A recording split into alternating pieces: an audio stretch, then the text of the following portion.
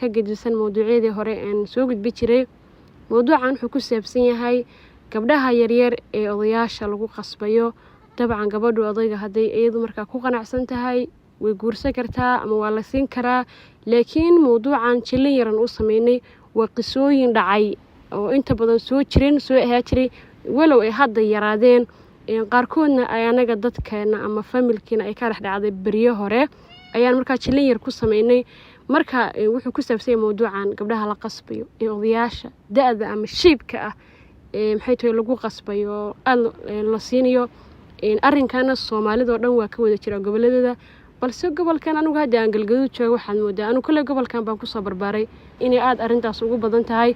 oo oday walba markii ilmihiisu koraan waliba odayaasha dhaqaalaha haysta in markaa uu yiraahdo gabar yar la ii doono, gabar yar oo 14 jir 15 jir la ii doono inay dhahaan. sida u jeedaa marka mawduucu uu bilowday gabadhii waxa la yiri oday baa lagu siinayaa iyadoo maxay taraali ka ahayn, kadibna odayga la garab galay wiilkiisii garab galayo ayaa gabadhii yar la siinayaa. dabcan gabadhu waa dhaqankaaba, balse waa jilin way dhacdaa in la siiyo oday 80 sano ama 90 sano jira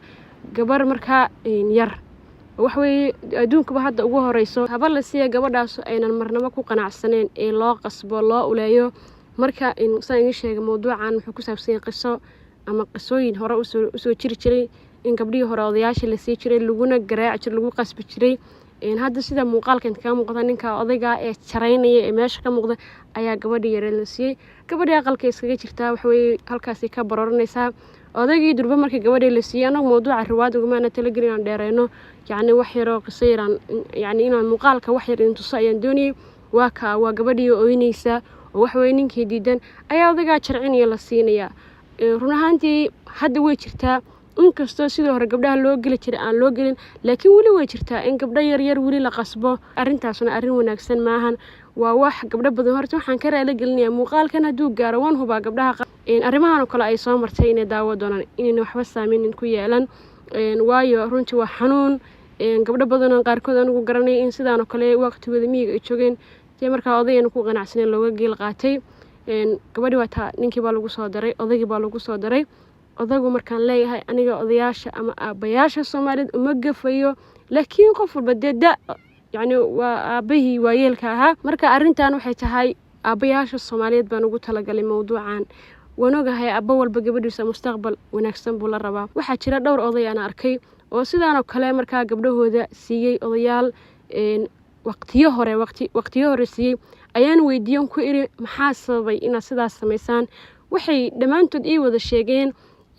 inay gabdhahooda la doonayeen mustaqbal wanaagsan. waxay ku wada leeyihiin wiil yar oo food dheer intii raacileed oo halkaa maalmo soo carle ama uu dili lahaa ama uu silci lahaa. ninka waayeelka ayaa dhaqan kara yani aabayaasha badankood sida ayaa kala dhacsan.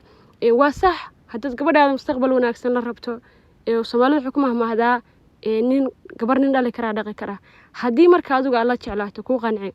laakiin gabar la jiidayo sida halkaa sawirka inta kaga muuqata aniga aan idiin matalayo wallahi waa wax jira.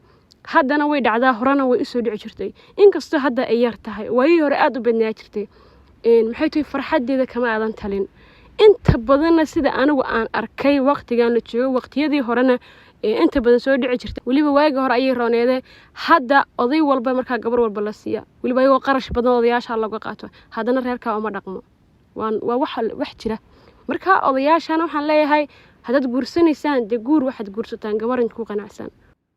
oo reer idin dhaqi karta. gabar lagu soo uleeyay ee la soo garaacay ee ooynaysa yani maxay tahay nolosha markaa aad la wadaagi kartaa ama reerka ay ku dhaqi kartaa. waa la wada ogyahay rag badan oo odayaala iyagoo qarash badan saan sheegay laga qaata dhaqaale badan geliyo haddana inta badan xitaa gabadhu si walba haddii xitaa ay ku qanacdo waxa weeye waxa leeyahay ninkan odayga ee kaa weyn ee sidaana ee kana يعني inta way sii cararayaan.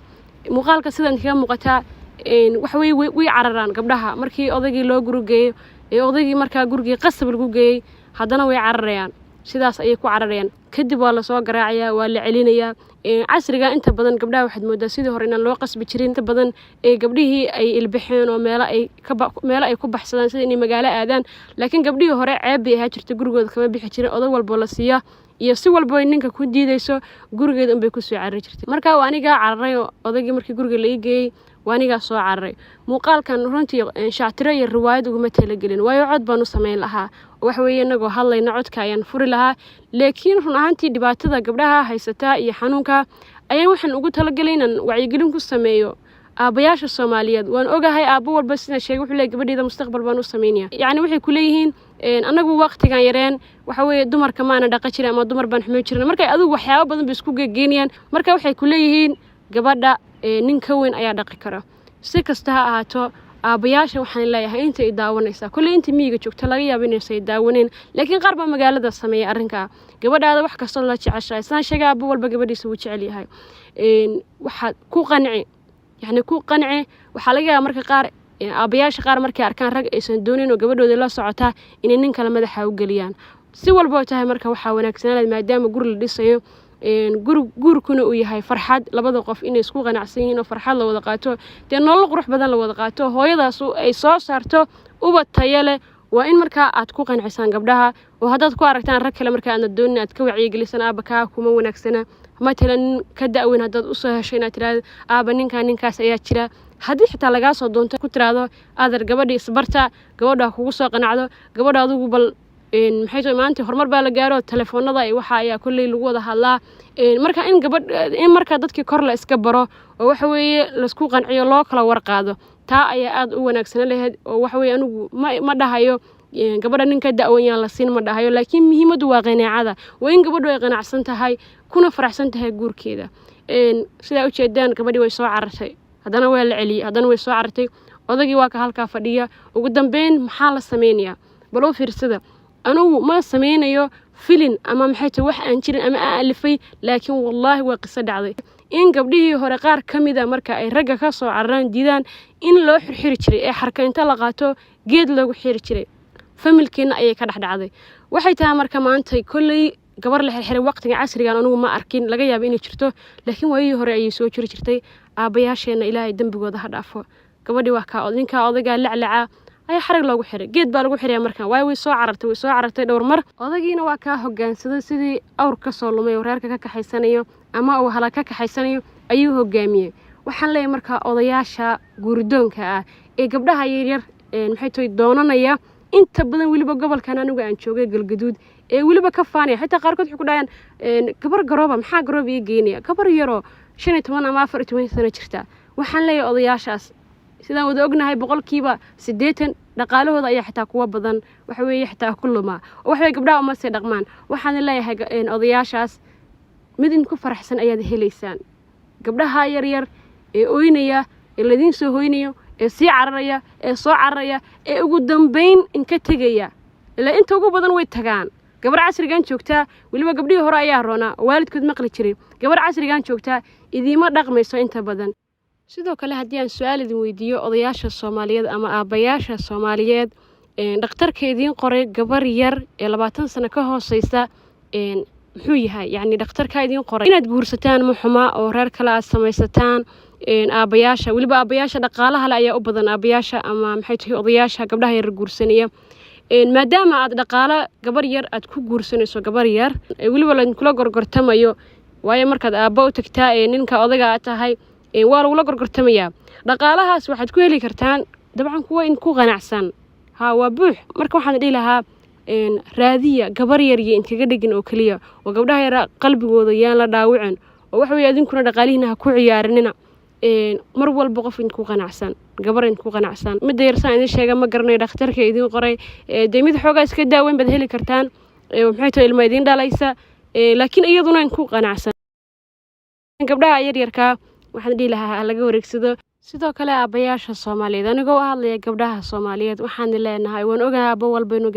gabadhiisa mustaqbalkeeda ka talinayo wax walba farxad ayaa ka muhiimsan guurkuna waa raxmad ama farxad ama meel la doonayo inay ka soo baxaan ubad wanaagsan oo hooyo faraxsan ay soo tarbiyeysay waxaan dhihi lahaa gabdhihiina farxadooda ka taliya aaba tahay mas'uuliyadda adiga u taliya ha ugu xadgudbin gabadhaada qayr badan baan yeeray muuqaalkan ha layga raal noqdo haduu qaldanaa ha layga raal noqdo aabayaal iyo rag intaba hadii uu qaldanaa muhiimadeedu waxay tahay in gabdhaha marka aan dib loo geysan geedkaas aan ku xiranahay